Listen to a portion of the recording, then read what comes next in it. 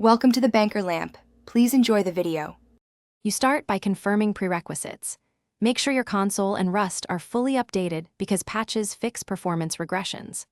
Once done, reboot the console and router to clear transient network and system load, and switch to a wired Ethernet connection if available to reduce packet loss. Also, free at least 20% of storage and close any background captures or apps. These reduce I/O spikes and CPU contention, which often cause stuttering and input lag. You now dive into detailed execution. Open Rust settings and lower terrain detail, shadow quality, and draw distances to reduce GPU load, which smooths frame times.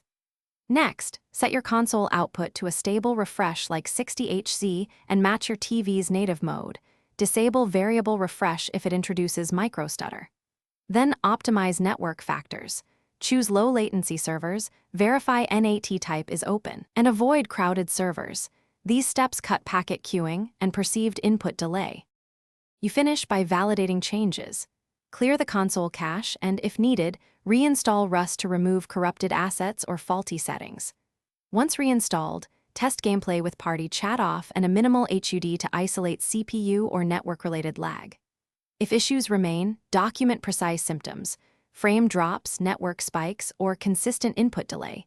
Then contact support with your console model, firmware, and steps already tried. One key troubleshooting tip. Try a different router or ISP connection to confirm whether the problem is local or upstream. Thanks for watching. If this was helpful, leave a like and consider subscribing. See you next time.